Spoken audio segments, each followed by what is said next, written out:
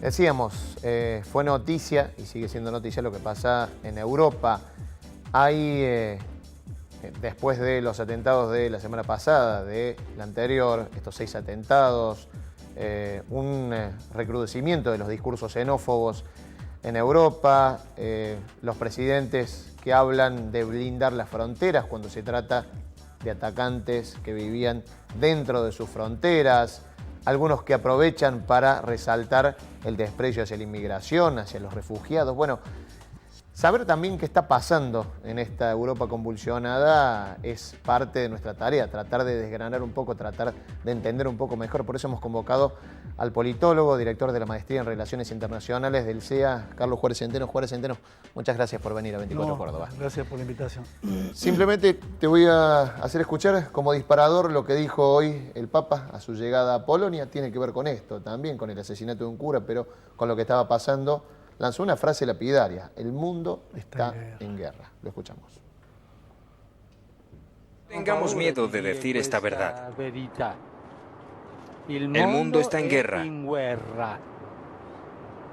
porque ha perdido la paz.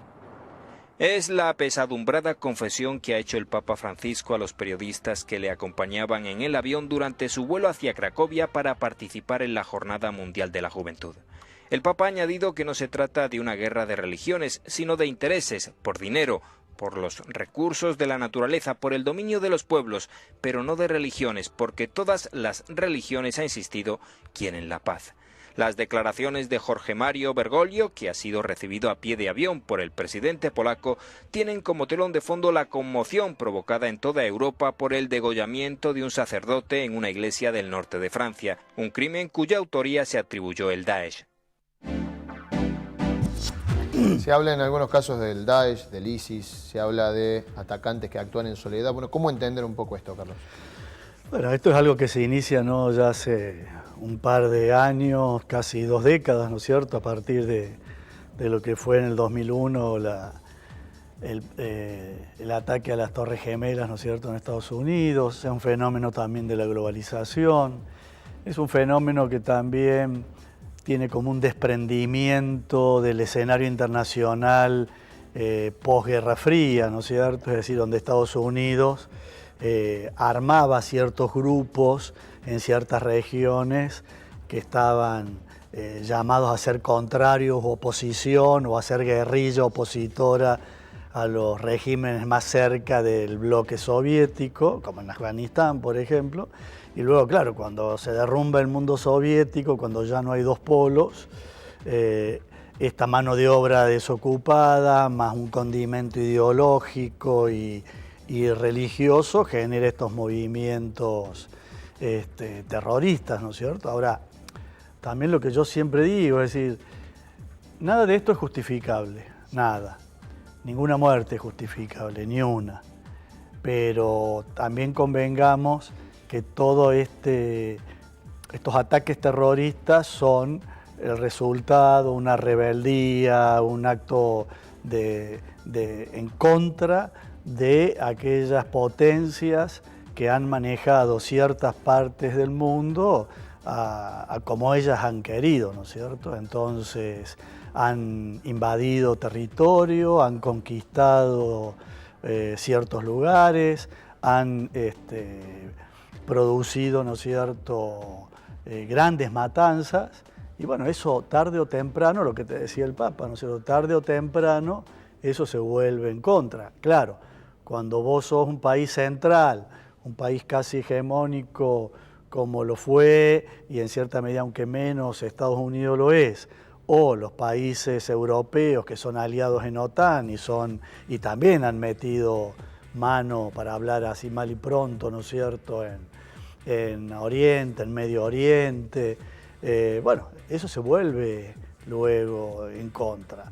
Más si a eso... ¿Cómo se entiende, Carlos, lo de Francia, por ejemplo? Porque bueno, si bien en las últimas semanas hubo ataques en Alemania, también en Suecia, pero digo, Francia es algo que se reitera, tiene una gran población de inmigrantes, tiene un problema serio, porque hay una integración muy mala, es lo que cuentan con los inmigrantes, pero además, digo, ¿se entiende por su papel fundamental que ha tenido en estas alianzas? ¿O hay algo Hay más? dos cuestiones. Lo que vos acabas de tocar, la cuestión de la integración.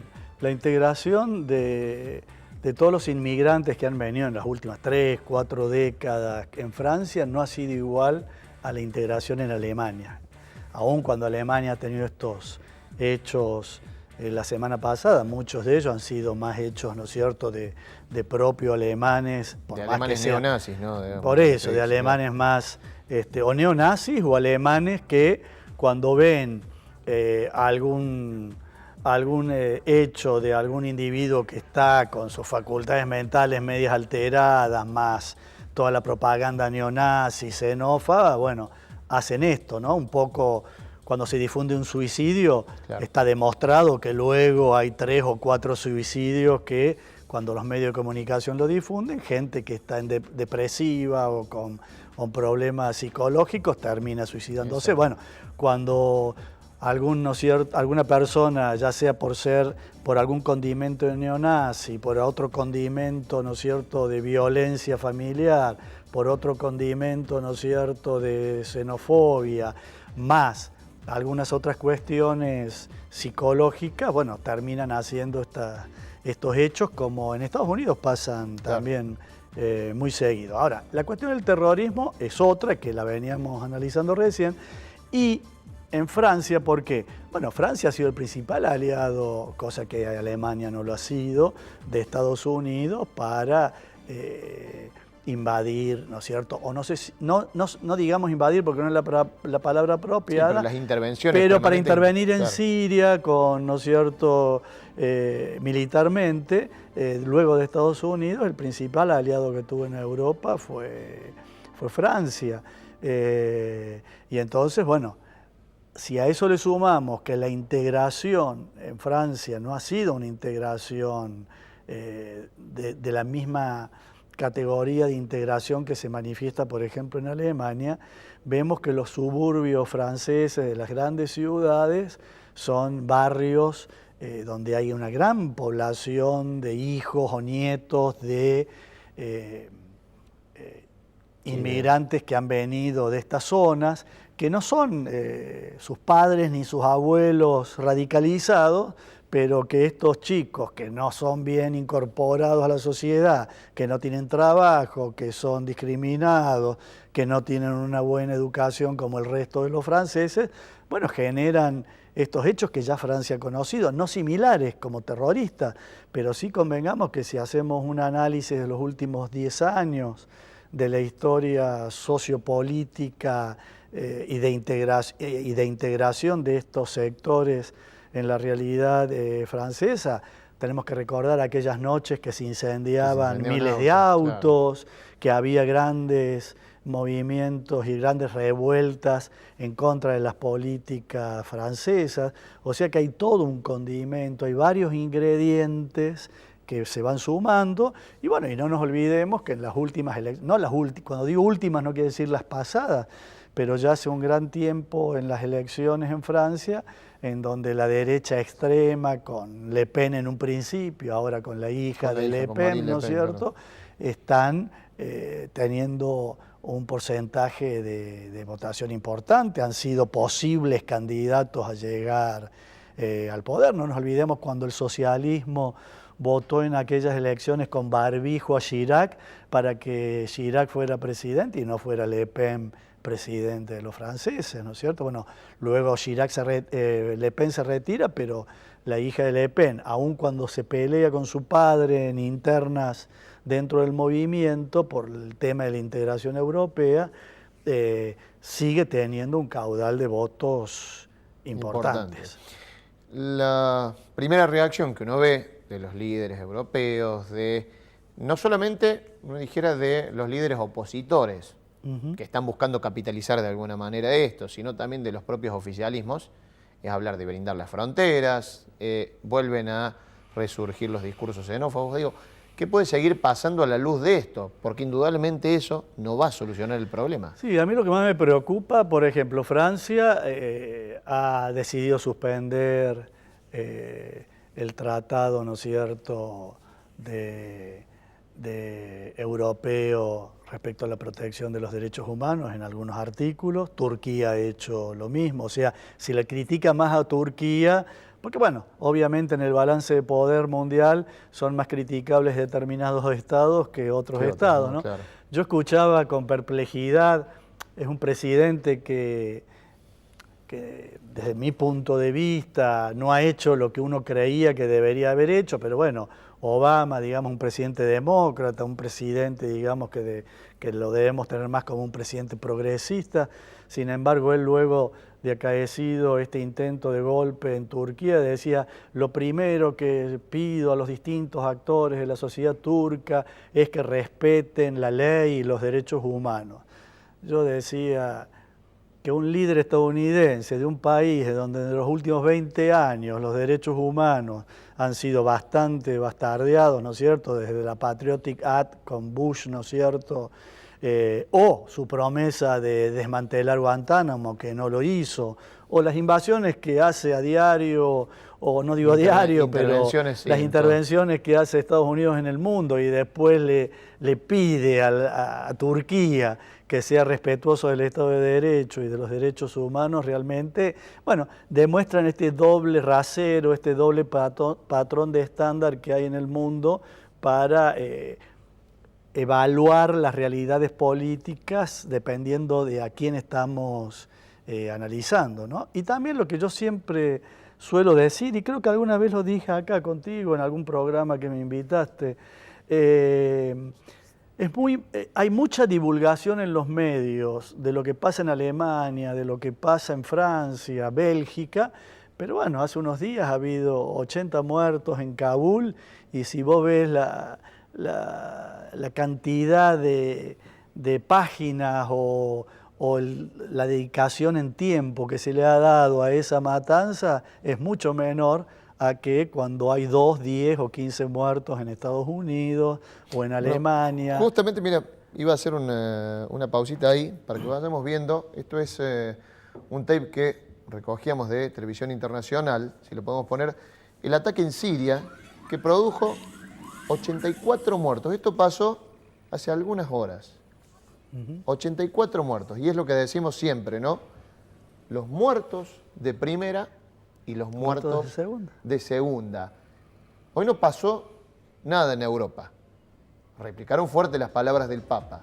Pero pasó esto en la frontera entre Siria y Turquía.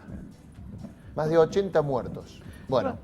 Por eso te digo, inclusive los mismos ataques en Turquía no son tan difundidos. Este último, ¿por qué? Porque era una intentona de golpe, y porque no nos olvidemos que Turquía es, ¿no es cierto?, el freno que tiene la OTAN y que tiene la Unión Europea y que tiene Estados Unidos frente, ¿no es cierto?, a ese enemigo que vuelve tal vez a tener presencia internacional, que es Rusia. Es decir, la cantidad de misiles que tiene el territorio turco mirando hacia Rusia y hacia lo que son las zonas de la ex Unión Soviética son importantísimos, y por eso a Turquía se le permiten muchas cosas que no se le permiten a otros estados, ¿no es cierto? Porque es el juego de la balanza de poder a nivel internacional.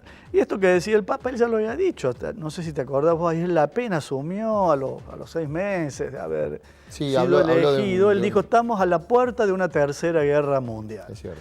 Que se da de otra manera.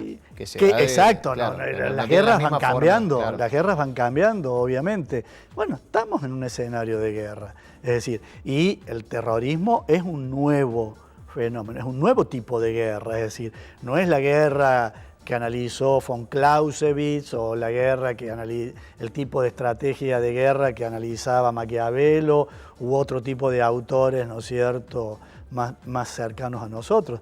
Pero la guerra va evolucionando, es decir, así como evoluciona el mundo, evolucionan las sociedades, la globalización ha llevado que el tipo de guerra vaya cambiando. Y también convengamos que el terrorismo, en cierta medida, también es un tipo de guerra que algunas veces en Latinoamérica se ha apreciado cuando los países latinoamericanos o las ex colonias latinoamericanas quisieron, ¿no es cierto?, independizarse de los países colonizadores. No era terrorismo en sí, pero era esa guerra subversiva, ¿no es cierto?, que tiene los condimentos que luego el terrorismo toma como para causar temor, porque en definitiva, obviamente, si estos países que prohijan el terrorismo o de donde vienen estos movimientos terroristas, que no son representantes de la mayoría o del gobierno de esos estados, si tienen que competir con naciones totalmente armadas y poderosas como Estados Unidos o con la OTAN, no van a poder competir de igual a igual. Entonces la manera de poder hacer daño y de poder contrarrestar lo que ellos consideran que sufren es a través de estos ataques terroristas que siembran miedo y que generan mucha problemática, porque acá hay una... Si a eso le sumamos, ¿no es cierto?, todas las inmigraciones que había en los últimos tiempos, pero que generan también mucho problema a la crisis ya que tiene Europa económicamente hablando, generan una problemática económica y social importante, generan estos nuevos discursos xenófobos, la derecha y la derecha extrema aprovechan estos hechos para utilizarlos para futuras campañas, para criticar al gobierno y para eventualmente, ¿no es cierto?, llegar al poder. Justamente te iba a llevar de lo que pasó en Europa, de lo que se critica como el principal enemigo. Si hay alguien por excelencia que sabe utilizar un enemigo común para fortalecerse, es la derecha norteamericana. Anoche fue consagrada Hillary Clinton como la candidata a la presidencia demócrata. Vamos a ver un minutito solamente, pero también vamos a hablar del fortalecimiento de Donald Trump en la campaña de los Estados Unidos, que va a elegir a su próximo presidente. Lo vemos.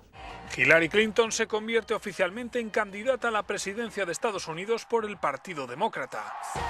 La exsecretaria de Estado hizo historia al convertirse en la primera mujer candidata por uno de los dos grandes partidos del país. Los demócratas la eligieron por aclamación a petición de su rival en las primarias, el senador Bernie Sanders, que imitó el gesto de Clinton para con Barack Obama en 2008. Antes de que Sanders transfiriera a Clinton sus votos, esta había conseguido ya el apoyo de 2.842 delegados, mientras que el senador por Vermont recibió el de 1.865. Tras la elección de Clinton, cientos de delegados y seguidores de Bernie Sanders protestaron con una sentada en las carpas para la prensa de la convención en contra de la nominación de la exsecretaria de Estado. Una Hillary Clinton que fue consagrada como candidata, que va a tener que pelear en elecciones frente a un Donald Trump que se ve fortalecido por estas cosas, como las que estábamos hablando, ¿no? Sí, se ve fortalecido, aparte se ve fortalecido por hechos como los que sucedieron, ¿no es cierto?, también en el propio territorio estadounidense, ¿no? La violencia racista que hay. La violencia racial, luego, ¿te acuerdas? Hará un mes, no sé cuánto fue, un mes y pico, el ataque en esa discoteca en Orlando, contra la comunidad latina y homosexual, porque era una fiesta latina en una discoteca gay, ¿no es cierto?, norteamericana, por un ciudadano norteamericano que tenía ciertas vinculaciones con estas cuestiones extremistas musulmanas, más violencia familiar, violencia doméstica, más bueno. Sí, pero que son las cosas que utiliza Trump, ¿no? Pero bueno, digo, no habla de la posesión de armas en Estados Unidos. Bueno, por eso, más toda esta historia de la política y de la realidad social y normativa estadounidense, donde cualquiera puede comprar un rifle, ¿no es cierto?, donde hay una discusión desde hace ya 20 años, más o menos, ¿no? Inclusive hubo, ¿te acuerdas? Este director del documental... Michael Moore, que ganó un Oscar por su documental donde investigaba todo esto, ¿no? No nos olvidemos que uno de los grandes actores de Hollywood fue presidente de esa Asociación Nacional del Rifle, no me acuerdo el nombre del actor, ¿no? Reagan. No era Reagan, no, Reagan fue presidente. El que Bueno. No, sí, ya sé cuál es. Bueno, Sí, se me ha borrado a mí también. A mí se me ha borrado, pero bueno, ganó un Oscar inclusive un actor famoso de la época de nuestros padres, más o menos. ¿Charles Bronson no era? No. Bueno, parecemos, pero ya parecerá. No, o después te acordás y vos se lo decís a la teleaudiencia. Pero bueno, esta discusión sobre si la enmienda de la Constitución, la primera enmienda, y los derechos que consagra y de armarse, es de armarse contra, ¿no es cierto?, el enemigo que en ese momento Estados Unidos tenía, que era levantarse contra el país opresor que era Inglaterra en esos momentos. No es comprar un rifle para armarte vos en contra de tus propios conciudadanos, porque, bueno, ese es el Estado de Derecho y eso hace al Estado Nacional, que desde el siglo XV, XVI, viene existiendo en el mundo como modelo paradigmático de dominación política que existe hasta nuestros días, es decir, donde la ciudadanía tiene que dejar la seguridad en manos, ¿no es cierto?, casualmente del Estado. Claro. Y no tiene armarse. El monopolio de la violencia, digamos. Y no Estado, armarse como se arma para contrarrestar. Y eso le sumamos, ¿no es cierto?, que después aparecen estos casos, inclusive donde no hay nada ni de racismo, ni de ideológico, ni religioso, donde alguna persona con ciertos trastornos agarra un rifle, entra a un colegio, a una universidad o a una iglesia o a un cine y te mata 10 personas, 20 personas, 5 personas. Hay preocupación en la comunidad internacional porque pueda llegar a ganar Donald Trump. Sobre todo por lo que ha dicho, e incluso fronteras adentro también de Estados Unidos, ¿no? Sí, yo creo que hay preocupación en ciertos sectores de la comunidad internacional, en ciertos países, en ciertos líderes y en cierta intelectualidad. Yo diría lo mismo que dijo la jueza de la Corte Suprema de los Estados Unidos, que le valió, ¿no es cierto?, una discusión, una disputa verbal con Donald Trump, ¿no es cierto?, Dios nos libre y nos guarde que gane Donald Trump las futuras elecciones. Está bien, ella como miembro de la Corte tal vez lo tendría que haber dicho de otra manera, pero está muy bien que lo haya dicho, ella es una jueza progresista. No nos olvidemos que las realidades políticas mundiales se asemejan en mucho. Obama hace un año que quiere nombrar un cargo vacante que tiene en la Corte y en el Senado los republicanos se lo traban, están esperando a ver si gana Trump para que en vez de proponer un miembro progresista o por lo menos un tipo de centro, proponer obviamente alguien bien de derecha, algún jurista que le sirva para justificar y convalidar todo lo que sabemos que Donald Trump quiere hacer, ¿no? Realmente, como vos decís, es decir, hace un tiempo era un descabellado pensar que podía ser presidente, era descabellado que podía ganar las primarias, ¿no es cierto?, dentro del Partido Republicano, y ahora está, según lo que dicen... Según lo que dicen algunos sondeos, hasta está por encima de Hillary. Sí, o peleando. Está bien que los sondeos están manejados por grandes grupos mediáticos que obviamente prefieren que gane Trump y no Hillary. También, digámosle a la audiencia que tampoco es que Hillary va a ser, ¿no es cierto?, la Dalí de la revolución progresista y de izquierda en los Estados Unidos, ¿no? Bueno, sabemos... Sí, ha tenido que hacer un discurso un poquito más progresista al incorporar los votos de Sanders, digamos, un poco eso ha sido más. Una gran suerte el surgimiento de Sanders, ¿no es cierto?, en el panorama político norteamericano, porque es un tipo bien progresista, bien socialdemócrata, un verdadero demócrata, como eran los verdaderos liberal originarios norteamericanos, ¿no es cierto?, y le ha exigido en la plataforma 2 o 3 temas que no estaban en la plataforma, como el tema del salario mínimo, el tema de la vivienda. O sea, no le dio la vicepresidencia como algunos creían que podía, pero sí ha acordado con Sanders algunos temas que no estaban en el interés de Hillary y de su sector de de introducir en la plataforma y en los objetivos de su gobierno. Y bueno, y algo que se le critica mucho a ella, como a su marido, ¿no es cierto?, que fue presidente, es la vinculación que tienen los Clinton con Wall Street, ¿no es cierto?, claro, con el sistema financiero norteamericano. Sí, que en eso atraviesa todos los partidos, digamos, ¿no? Sí, ahí no hay mucha sí, diferencia, ¿no? Sí, pero por ejemplo, dentro del republicanismo, por ejemplo, los Bush eran más... estaban más pegados al sector de la industria armamentista, defensa, farmacéuticos.